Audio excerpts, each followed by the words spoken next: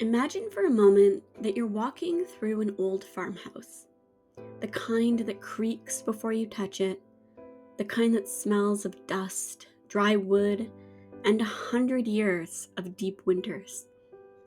You run your fingers along the doorframe just to feel the grain. It vibrates with something ancient, but then your fingers notice a change in texture. And that's when you see it. A carved loop, and then another, and then another. A perfect circle made of overlapping petals. A design that looks almost too precise to be accidental. And for a moment, the whole house feels like it's holding its breath. Because someone carved these symbols, and they carved them for a reason. Not for beauty, not for decoration, but for something more ancient. Welcome back, spooky souls, to a brand new episode of Let's Talk Spooky. If this is your first time listening, welcome. Here at Let's Talk Spooky, we dive into the creepy, paranormal, and haunted folklore of some of the most seemingly normal locations and some downright scary themes. So if that's your vibe, you're in the right place.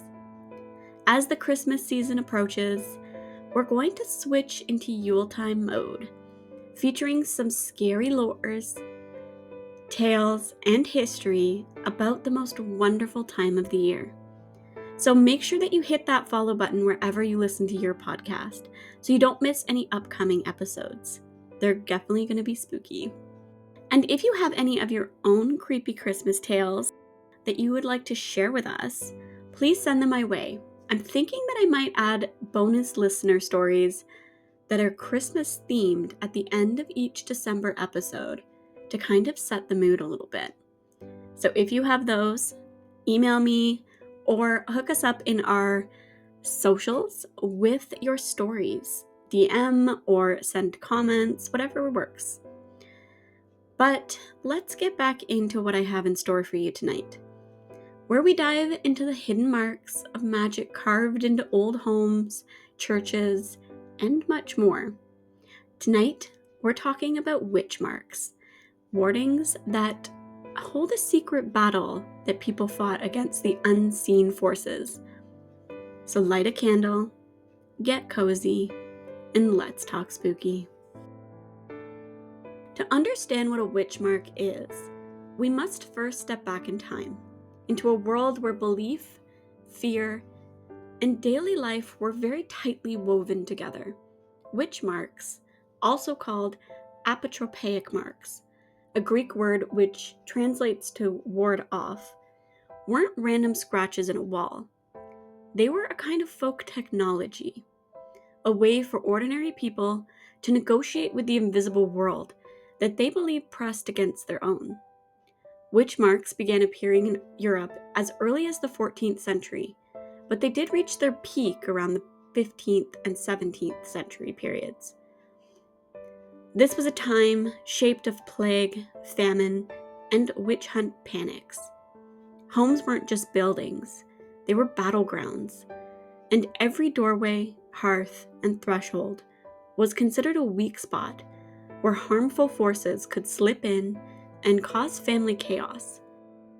If you find yourself in Flintshire, Wales, there's an old Jacobean mansion that locals will warn not to wander about after dark.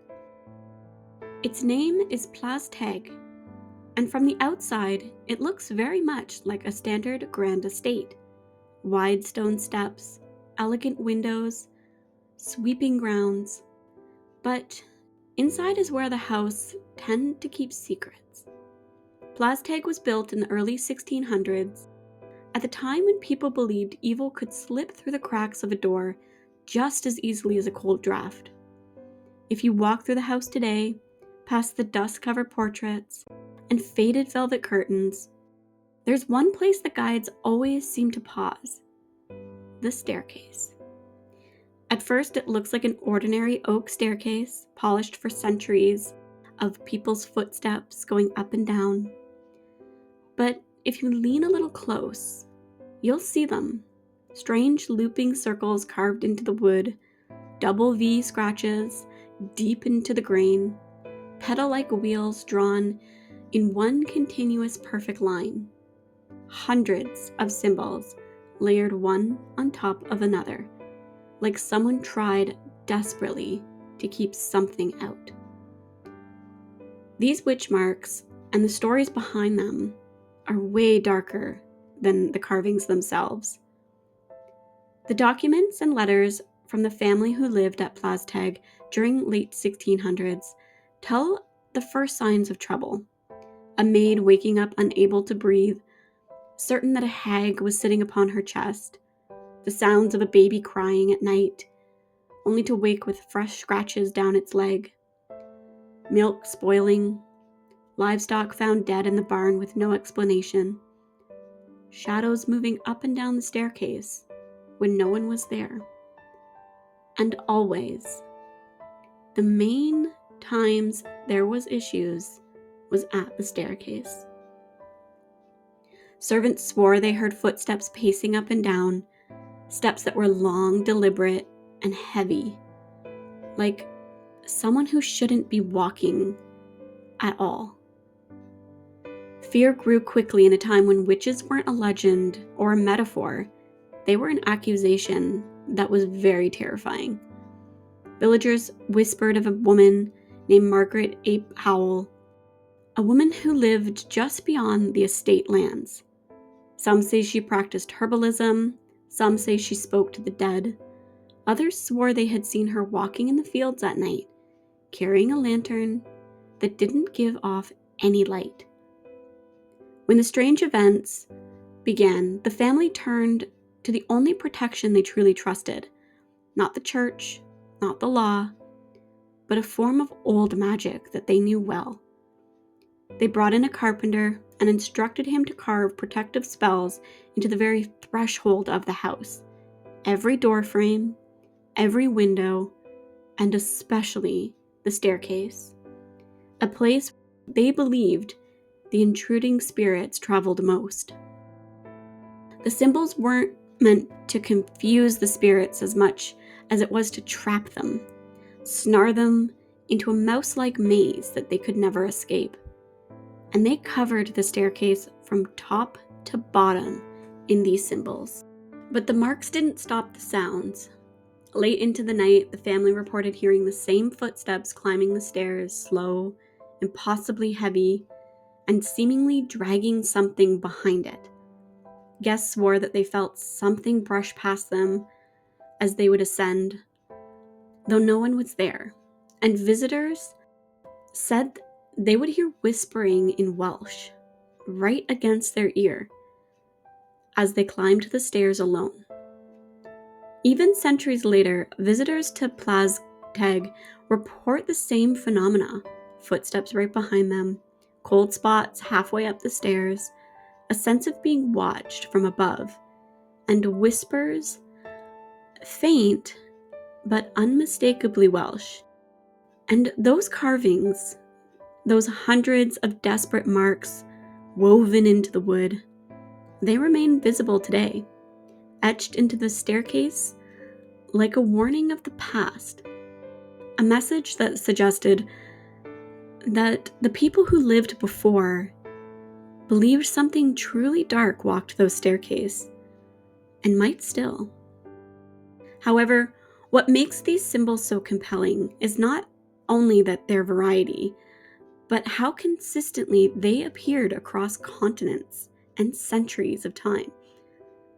The hexafoil, also known by historians as the endless trap, is one of the more commonly seen witch marks today.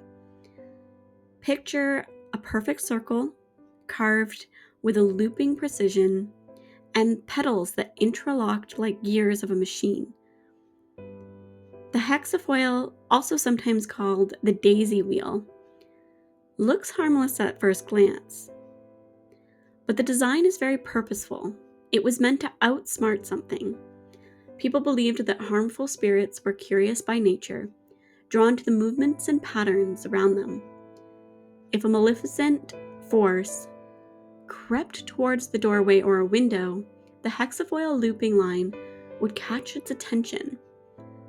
And once it began to follow the path, it wouldn't be able to stop.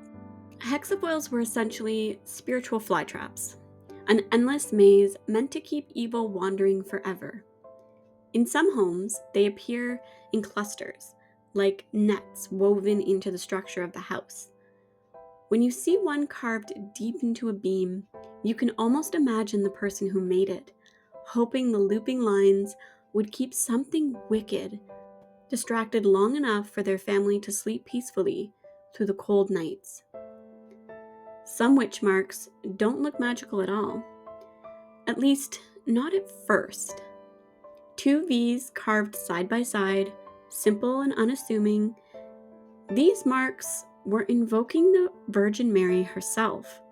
In a time when prayer and folk magic lived side by side, people believed that calling on Mary created a kind of shield to strong forth the charm. The two V's stood Virgin of Virgins, a plea for protection over the home, especially over children and mothers. But alongside the hearth, you might find a blackened patch, burned into the wood. People often mistaken them for accidental fire damage, but these were in fact deliberate safety spells. A red-hot poker, a burning brand, the tip of a candle was pressed purposely into a beam to create kind of a scorch mark. But why? They believed it was to protect the home from fire. It sounds strange, to create fire, to repel fire, but in the mind of early settlers, fire had a spirit of its own, an unpredictable hunger that was very much alive. A controlled burn on the wood was like a warning shot, telling fire that this house had already been claimed and already been tested and survived. Some burned symbols formed circles, while others formed lines or grid-like forms. All were made with intention, though. These symbols weren't marks that were just confined to Europe, either. Even across the ocean in British Columbia, many scorch marks appear near attic hatches, placed by miners and loggers terrified of chimney fires that would swallow the cabin whole. These were kind of tiny acts of rebellion, humans marking their territory against an element that didn't care who it devoured. One story, from a small village in Essex, England, in the summer of 1651, told of a time when the scorch marks might have actually worked. In the early morning hours, villagers woke to the sound of frantic pounding at his door, and he opened it to see the sky lit with red. Nearby barns had caught fire, and the flames were moving fast, jumping from one roof to the next like something alive. The wind carried sparks across the village in bright leaping arches. When dawn finally arrived, the smoke had thinned and the people approached the damage with caution. It was clear that nearly an entire row of homes along the lane had been reduced to blackened skeletons of timber, except for one. A small farmhouse directly in the fire's path stood mostly untouched. It was west wall blackened with soot, but the structure was completely intact. Even the roof still held. The door stood. The fire had raced towards it and then seemingly diverted its path. Curved, as you might say. And as if it had swerved unnaturally around the building. The first neighbor called it luck. It may be a miracle, a blessing if you want. But as the days passed and people began helping the family clear away the debris, they noticed something strange about the beam on the west wall. The wall of the flames had reached, but never fully consumed, the entirety of the structure on that side. The wood was covered in burn marks, but not chaotic scorch damage like you would think, but deliberate circular marks pressed deep into the oak with a hot iron. Some were simple, singular circles, while others layered like dark-formed rings. And they weren't random, they were very purposeful. One of the older villagers recognized this immediately. She said they had burned these themselves. These marks are to keep the fire at bay. And in the astonishment of it, those standing around her realized that old folk magic may have actually saved this house. During the 1600s, many rural families in English countrysides believed that fire was spirit, an unpredictable presence capable of choosing a home at will, the same way a storm or a sickness would. The only way to divert it was to teach the house how to resist. A ritual of scorching, a fire against fire. And the idea was fairly simple. Fires avoid what fire had already touched. It's very hard to ignite something that had already been burned. Fires avoid trying to reburn what had already been burned. This was a form of magic that was so common in local court records that it was seen over and over and over again in documents about houses being built, sold, and the transaction of the homes being demonstrated with particular accents to them, such as hot, deliberate burn marks along certain aspects of the home. And in Essex, farmhouses, they were very commonly burned, and their burns were unmistakable, even perfectly spaced and clearly shaped. These were not damage marks, but defensive marks.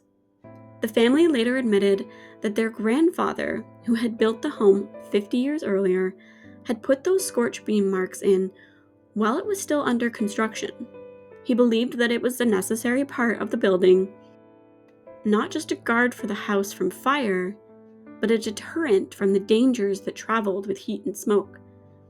The villagers who had lost so much didn't scoff. They praised the man for foresight. They touched the beam as if it was something that held reverence. For decades afterwards, the story spread, the house the fire couldn't take, the warded home, the home that survived when the village burned. Historians today can't prove those burn marks saved the structure of the home, but they also can't explain why the fire stopped so abruptly, or why it changed the path it did. Because from the way that the fire took, it should have been completely and directly in the path of the blaze, and it should not have remained standing. All we know is that the villagers themselves believed the fire reached the mark and then decided it would go no further. And finally, our last mark is that of a mesh mark. They look almost like somebody kind of carved intentional X's in a parallel line across a space. It's very chaotic. It almost has a very fence-like feel. Spirits were believed to be very simple-minded, easily confused and distracted. So putting crosses like this across a threshold gave the appearance of a fence, almost a barrier, that would confuse and tangle the forces so that they could not pass through them. A mesh mark is a magical equivalent of this. If something came crawling in, it would essentially stumble, lose its bearings, become afraid, and retreat. Prairie settlers carved these into doors, barn entrances, and maritime families would put them near window frames to catch anything that drifted in with the fog. They looked very chaotic, but the chaos was very much intentional. A kind of maze for the unseen. In one of the oldest stone houses in Rue St. Paul in Old Montreal, a renovation team made a discovery that would have never been noticed if the building hadn't needed a new wiring. The house had survived nearly 3 centuries of Quebec winters. Heavy snow, bitter winds, and the rising and falling of dampness. And now the electricians were very careful to remove the old cellar frame to reinforce the arch that surrounded it. The wood had crumbled slightly at the edges, dried from age, but most of it was still surprisingly intact. And that's when the workers noticed them. A pattern of very small, very deliberate carvings along the inside of the framing. Tiny little X's, each one cut very clean, very thin lines from what looked to be a pocket knife blade. They weren't markings from furniture scratches or tools. These were purposeful, evenly spaced, one each pressed into another, and a row that went across the framing of the top of the door. As they moved things around, they did notice several other clusterings of the same around the latch and around the floor. At first, they thought it might have been a child passing the time, but the placement made no sense necessarily for a child, especially the ones that were in the upper door frame. How would a child reach those? They were carved in the inner side of the door and the outer, the parts that you only really see if you're paying attention. Whoever made these marks wasn't decorating or bored. They were protecting something. Historical records reveal that the home had belonged in the mid-17th century to a widow named Elise Lafoyer. Montreal at the time was a crowded and unpredictable place. Outbreaks of fever swept through the city regularly, and the winters were unforgivable. Food had to last months, water had to be stored in cellars, and needed to be cleaned often. A single spoiled barrel could mean illness for an entire household. And Elise, alone with her children after her husband's death, had every reason to be afraid. Parish records quietly recorded that she had lost 2 infants to fever, a catch-all term for a number of different illnesses that was likely brought on by contaminated supplies. Folk historians believe at the time that it carried its own explanation. People whispered of sicknesses that would slip into homes through spoiled foods, tainted water, or evil sent in by the night. And in a city of a mixture of indigenous, French, and Swiss traditions blended into cramped streets, the idea of guarding a threshold was not entirely unusual. The boundary between the safe interior of the home and the unpredictable dangers of the outside world was treated with the utmost respect. So Elise did what many women of her time did in quietness, privacy of her own home, without a written record. She carved protective marks into the wood of her home. Simple X's, quick to cut, easy to hide, but they held a powerful meaning. It wasn't just a cross. It was an act of deterrent, a boundary, a blockage of sorts, a symbol that closed her off from the harm of the outside world. And she didn't just carve one. She carved them over and over and over in a number of different areas within her home. When illness circled the neighborhood, when winter supplies ran dangerously low, each mark was added with very deliberate determination. Not through these doors that you will enter. The cellar made sense as a target of her protection. It held everything the family needed to survive. Barrels of water, salted meat, dried herbs, root vegetables, and jars of preservatives. If any of that were to spoil, or if illness entered the space, it could kill them. In an era where a widow was raising children alone, a root cellar was both a lifeline and a vulnerability. But what makes this discovery so striking is its secrecy. The carvings were on the inside of the frame, invisible unless the door was open and somebody was standing on the cellar steps. Elise wasn't trying to show anybody. She wasn't trying to share her practices or beliefs on display for the world to see.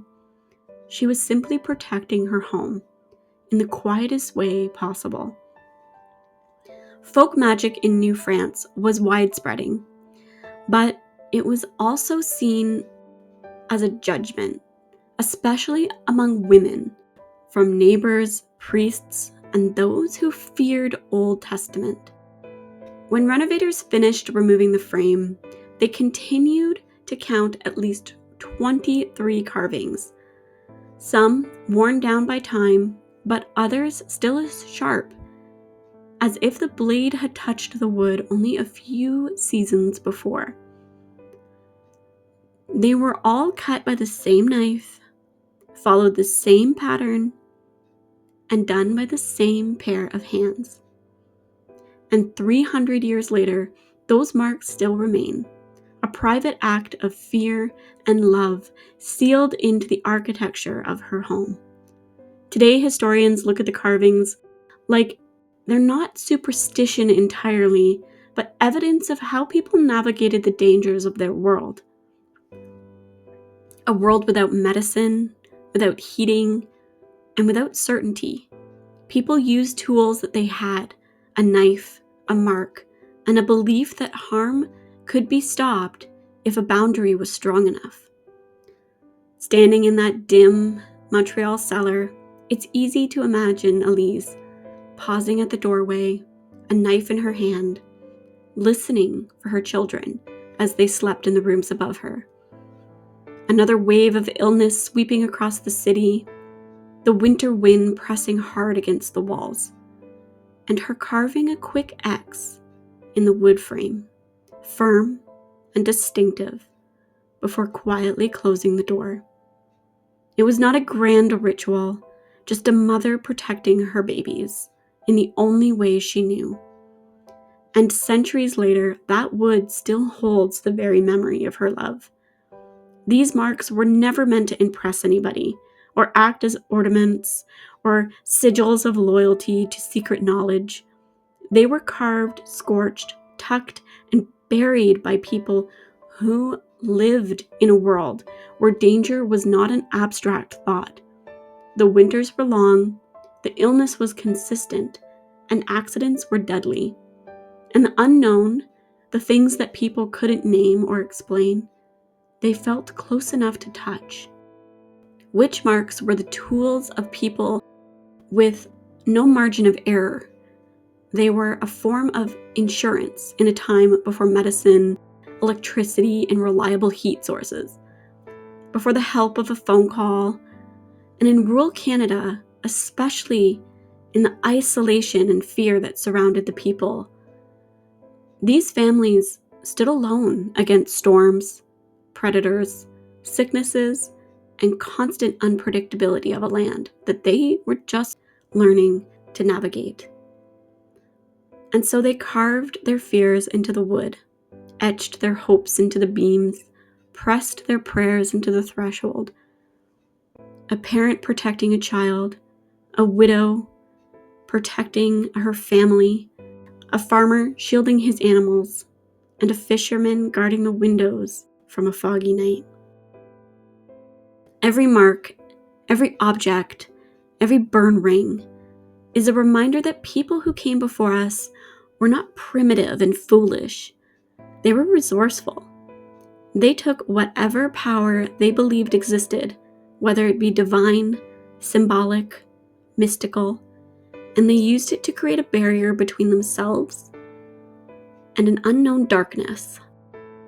Now, centuries later, they resurface in renovations, in restorations, like whispered memories returning to light. And for a brief moment, when a homeowner uncovers a hexafoil behind the plaster or finds a shoe beneath the floorboard, it presents a moment of two times passing between one another. In the end, witch marks show us something deeply human, the desire to keep the people we love safe, the hope that this simple act of a carved line, a symbol, or maybe even a hidden object might be enough to turn danger aside. And maybe sometimes it was. Because many of these houses stood for hundreds of years. Many survived storms, fires, plagues, tragedies that their makers never lived to see. Many protected generations of families long after the original carver was gone. And as long as those marks remain in the wood, or in the stories we tell, the protection they offered isn't entirely lost. In their lines and symbols, we hear an echo of truth, of something older. People will always find a way. I do have one final eerie story that I wanted to share with you guys. And this is of a time when one of these witch marks didn't work. The house in Derbyshire looked ordinary from the outside. A leaning 17th century cottage with low beams, uneven floors, and a roof that bowed slightly from centuries of winter storms. Dozens of families had lived here, children had been born, old people had passed. Nothing unusual. At least, not until a renovation in 2014. Builders were updating the upper floor, a cramped cluster of bedrooms, and a single storage base, when they noticed something strange. One short wall didn't quite match the others. The wood was newer, but it had been layered over older timber. They pried it open, and behind was a small room. Stale air spilled out, cold enough that the workers actually stepped back. No window, no light, just a narrow space that was barely large enough for a single bed. But the walls were covered. At first glance, the marks looked like scratches. But as their eyes adjusted to the darkening space, the shapes began to emerge. Circles, interlocking petals, mesh-like grids, repeating V's, burn rings. I mean, hundreds of them. Every single surface, the beams, the floorboards, the walls, the hearthstone, was carved, scratched, or scorched with witch marks. Some layered so heavily that the wood had actually splintered. Others were more faint, like they had been worn over time, but still visible beneath the dust. It seemed to be an entire room built out of fear. As they examined the carvings, they noticed that the door frame from the inside was also lined with iron nail holes. Dozens of them. As if the door had been nailed shut from the outside, repeatedly over many years. And then somebody asked quietly, if the door was sealed, who made these marks? Silence became heavy in the room. No one had an answer. The workers continued, slower now, as if the room itself was listening in. Their light swept across the far walls and caught a deep groove carved into the door. But it wasn't a symbol this time, but a rough, uneven scratches. These were actual fingernail marks. Somebody had tried to get out. When heritage specialists called to investigate, they pieced together a story that was whispered in local parish records. A child born in the late 1600s, described as only afflicted, had been kept apart from the rest of the family. Whether she was sick, mentally unwell, or believed to be touched by something darker, no one could truly say. But records hinted at strange behaviors, night terrors, and persistent noises that seemed to frighten the household. The marks told the rest of the story. Someone had carved from the outside, parents perhaps, trying to keep something away from her. But others unmistakably were carved within.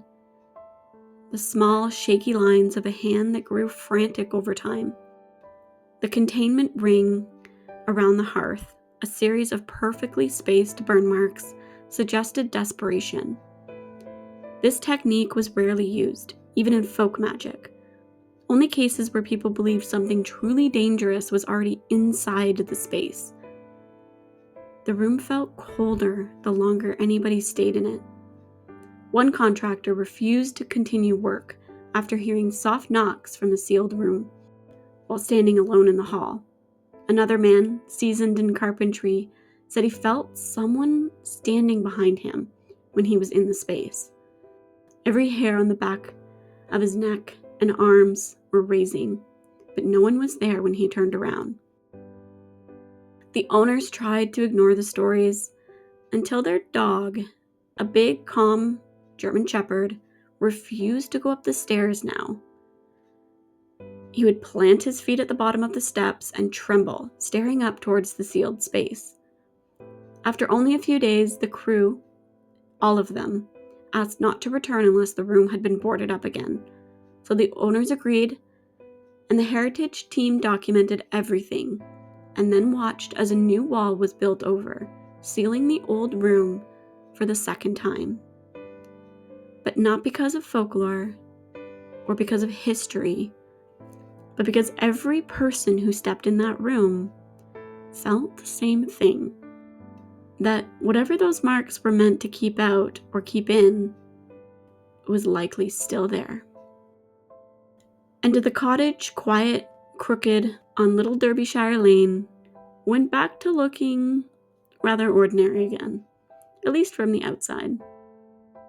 So when we look at all this together, carved symbols tucked above door frames, burn marks circling old hearths, we realize something very important. People weren't just afraid of the dark.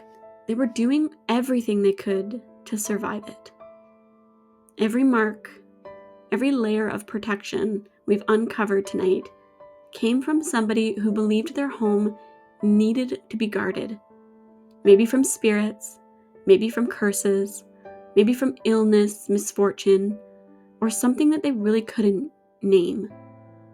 But whatever it was, they faced it with knives, nails, fire, and faith. Whatever hope that they could carve out of the wood.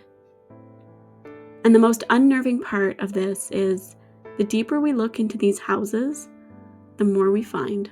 Sealed rooms, marks of layers upon layers, signs that fear wasn't just a one-time event. It lasted generations. And in some homes, like the small room in Derbyshire, the marks tell a very different story, a darker one, a reminder that sometimes these symbols weren't meant to keep things out, but to make sure that whatever was inside stayed where it was supposed to. Most of these houses stand quiet now, their walls patched and painted, their beams sanded and smoothed. Families that live in them now sometimes go without knowing that carved beneath the drywall are ancient symbols of a time that they wouldn't even know. That's all I have for you guys tonight, my spooky friends. If you enjoyed today's episode, please take a moment to follow wherever you listen to your podcast. Not only does it support our show, but it really helps other curious souls find our little corner of strange. Don't forget to follow Let's Talk Spooky Pod on Instagram or Let's Talk Spooky on TikTok. We do post behind the scenes content and sometimes upcoming information for new episodes. Right now, we're going to be voting on naming our haunted Raggedy Ann doll. So if you have a name idea, drop it in the comments, and maybe we'll do a vote on the most popular. And if you have your own eerie encounter, or something you just can't quite explain, send me your stories. I love going through them, and I love reading them to my husband who hates scary stuff. So until next time, stay curious, stay kind, and of course, stay spooky.